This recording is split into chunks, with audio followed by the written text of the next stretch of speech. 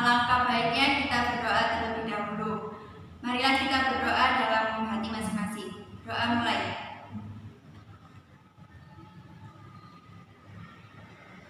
Selesai, terima kasih. Baiklah, selanjutnya saya absen dulu.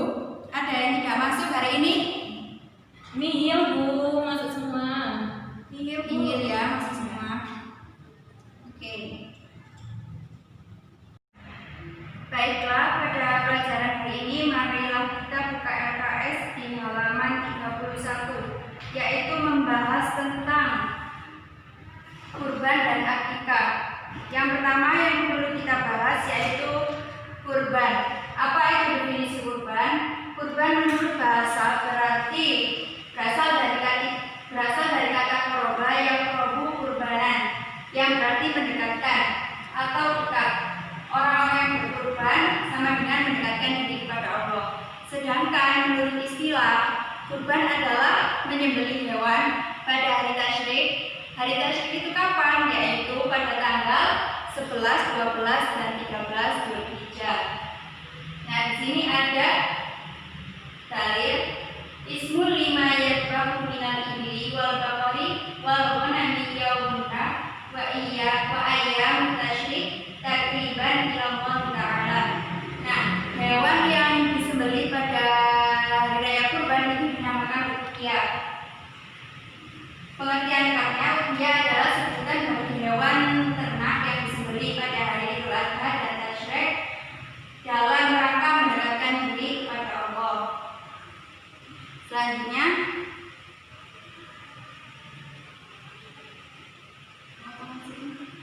salah satu dalil yaitu berbunyi la yanalallaha luhumuha wala dima'uha walakin yanaluhu taqwa minkum. Ya, artinya daging-daging unta dan darahnya itu sekali-kali tidak dapat mencapai keridhaan Allah, tetapi ketakwaan dari kamulah yang dapat mencapainya. Dari Al-Quran surat Al-Hajj ayat 37. Selanjutnya yaitu ihsan dalam memilih hewan. Dari Hasan Ashab, ia mengatakan bahwa Rasulullah SAW memerintahkan kami dalam dua hari raya, yaitu hari raya Idul Adha dan hari raya Idul Fitri dan hari raya Idul Adha, untuk memakai pakaian yang terbaik, wangi-wangian yang terbaik, dan berkurban dengan hewan yang termahal yang kami mampu. Jadi ketika kita memasuki dua hari raya, yaitu hari raya Idul Fitri dan hari raya Idul Adha, kita dianjurkan oleh Rasulullah untuk memakai pakaian yang terbaik, wangi-wangian yang terbaik, dan berkurban dengan hewan yang termahal menurut kemampuan kita.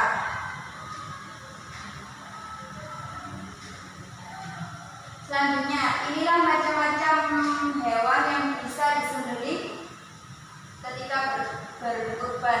Yang pertama ada kambing, yang kedua ada sapi, yang ketiga ada kerbau, yang keempat ada unta, yang kelima ada domba.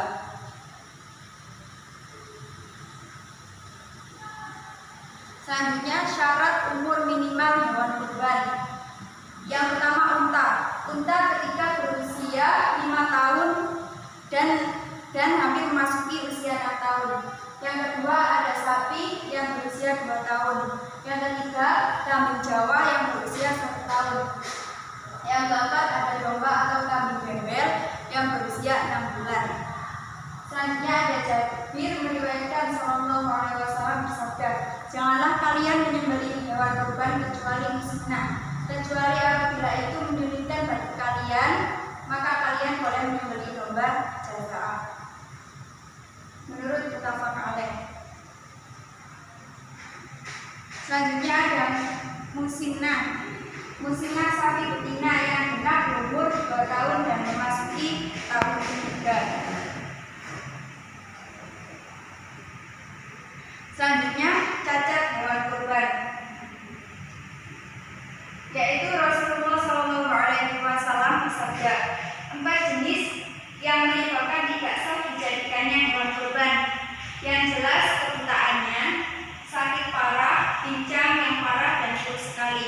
Jadi ketika hewan itu mengalami sakit, buta ataupun pincang dengan kondisi yang parah, jadi hewan tersebut itu tidak boleh dijadikan sebagai hewan kurban.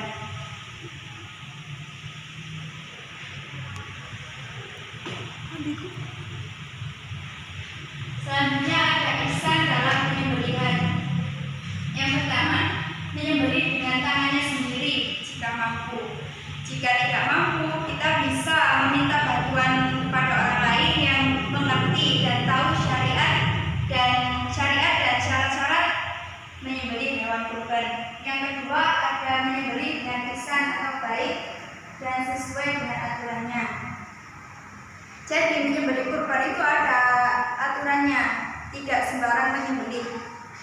Yang ketiga, minimal menyaksikan penyembelihan dan berdoa.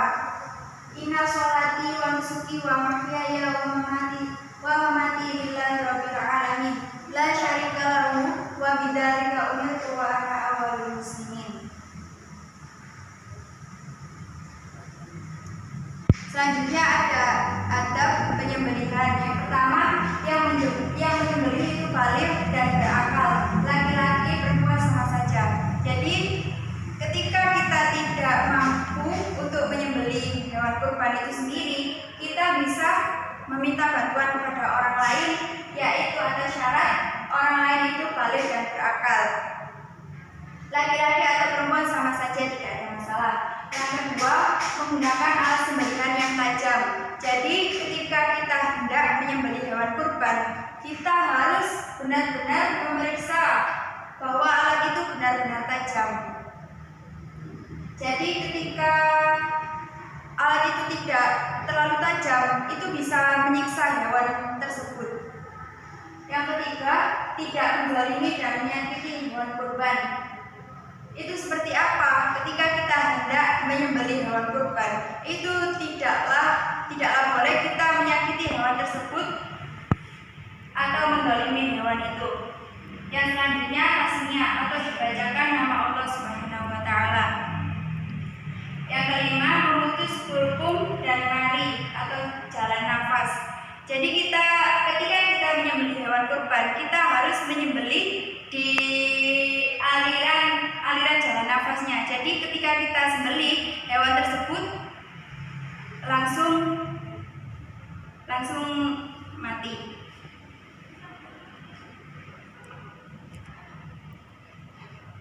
Selanjutnya ihsan dalam pembagian. Rasulullah SAW bersabda tentang pembagian daging kurban, yang artinya, adapun sekarang makanlah sebagian lagi berikan kepada orang lain, dan sebagian lagi simpanlah. Jadi di pembagian hewan kurban ini kita tidak boleh mengambil seluruhnya hewan kurban, seluruhnya daging kurban itu milik kita. Jadi yang sebagian kita berikan kepada orang lain dan sebagian lagi kita simpan. Selanjutnya ada hal-hal terkait daging kurban. Daging kurban boleh dijual oleh fakir miskin yang menerima daging tersebut. Nah, jika fakir miskin itu telah banyak menerima daging kurban dan ia kekurangan materi untuk kehidupannya, bolehlah fakir miskin tersebut menjual daging kurban tersebut. Yang kedua, kulit daging tidak boleh dijual atau untuk pembayaran tekad jagal menurut jumhur. Menurut Abu Hanifah, kulit boleh dijual namun hasilnya tetap disedekahkan kepada fakir miskin untuk memenuhi kebutuhannya. Jadi di sini kulit daging tidak boleh dijual untuk pembayaran tukang jagal. Jadi tidak boleh tukang jagal itu menerima kulit daging tersebut sebagai upah dari kita. Nah, menurut Abu Hanifah, kulit boleh dijual namun hasilnya tetap disedekahkan kepada fakir miskin untuk memenuhi kebutuhannya. Tukang jagal tersebut boleh menerima upah boleh dijual. Kita boleh menjual kulit ke tukang jagal atau orang lain, tapi hasil penjualan tersebut kita berikan kepada fakir miskin. Selanjutnya, memberikan kurban kepada non-muslim atau perbedaan ulama. Tidak ada masalah ketika kita memberikan daging kurban kepada umat yang non-muslim. Selanjutnya, ketentuan umum akikoh. Nah, kita sekarang masuk dalam pembahasan akikoh.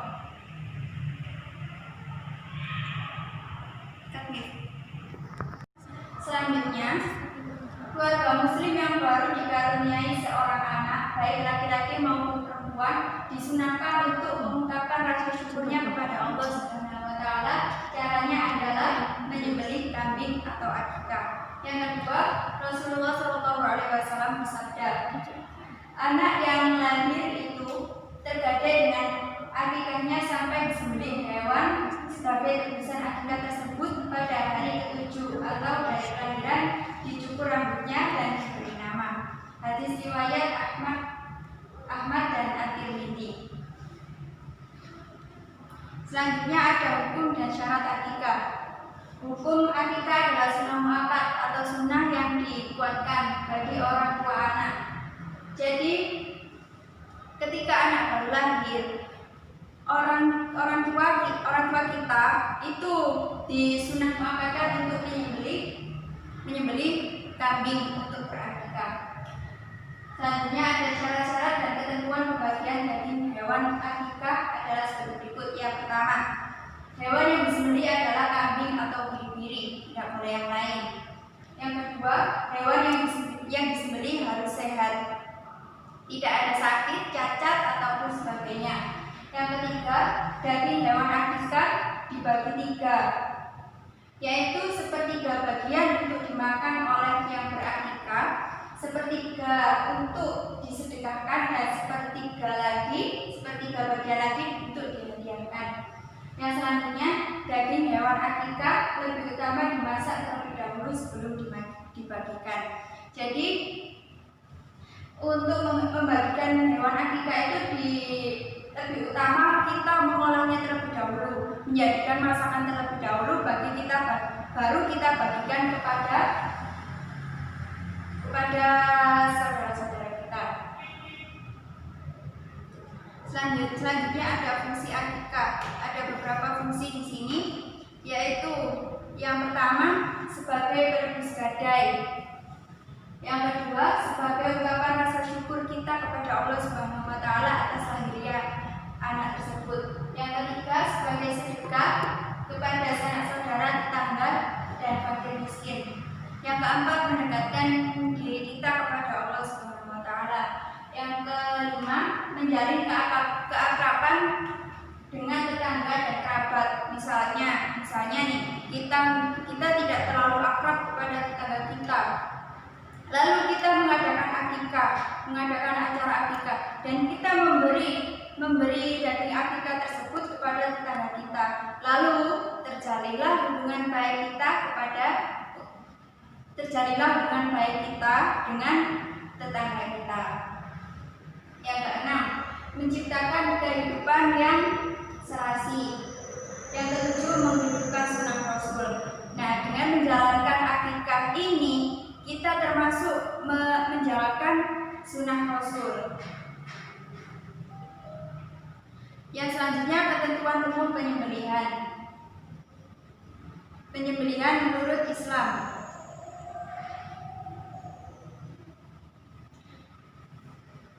yaitu penyembelih termasuk orang yang muslim. Yang kedua, binatang yang disembelih itu adalah hewan yang halal. Yang ketiga, alat sembelihannya itu tajam. Seperti di pembahasan selanjutnya, pisau yang tajam atau benda lain setajam pisau yang bisa memotong nadi leher seperti panah, tulang atau potongan besi atau pipi dan lain-lain, asalkan benda tersebut tajam. Selanjutnya, menghadap kiblat. Jadi ketika kita menyembelih hewan akikah, kita dianjurkan untuk menghadap kiblat. Selanjutnya ada tata cara penyembelihan akikah. Yang pertama kita berniat. Niat memotong hewan akikah atau kurban karena Allah Subhanahu wa taala, tidak dengan niat yang lain.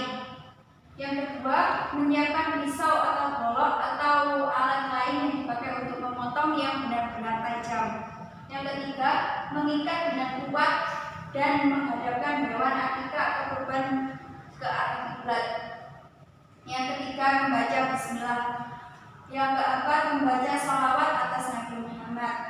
Yang kelima, membaca takbir. Yang keenam, memotong urat nadi hewan akikah atau kurban. Yang ketujuh, biarkan darah segar mengalir dari urat nadi leher tersebut. Yang kedelapan, membaca doa agar akikah atau kurban diterima oleh Allah Subhanahu wa taala. Yang kedelapan yaitu dikuliti. Yang terakhir, potong-potong dan cincanglah sesuai dengan kebutuhan.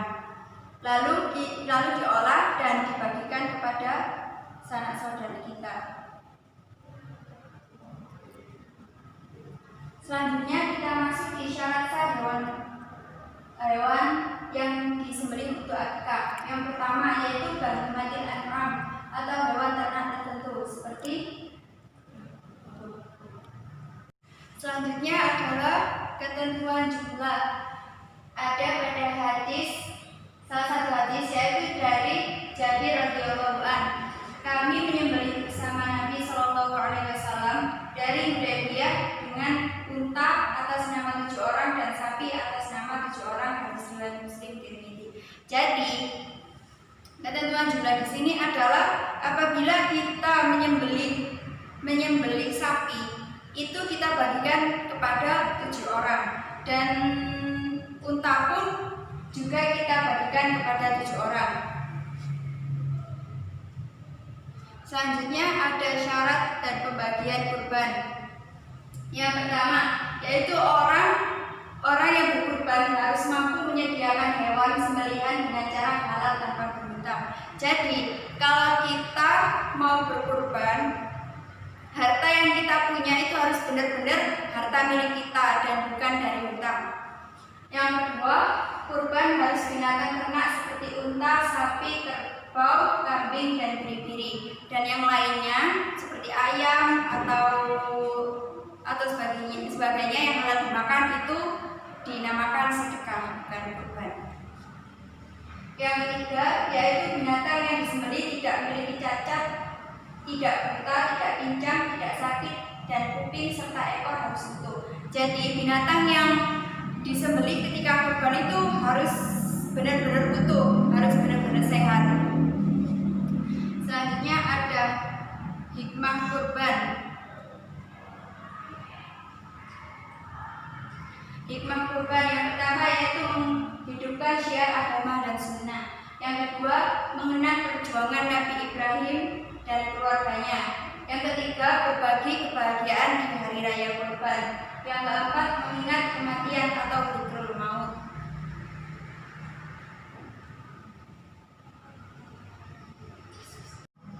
Nah, selesainya materi pada hari ini. Selanjutnya saya akan memberi tugas untuk minggu depan, yaitu kalian membagi 2 kelompok. Nantinya masing-masing kelompok tersebut menjelaskan materi akikah dan kurban.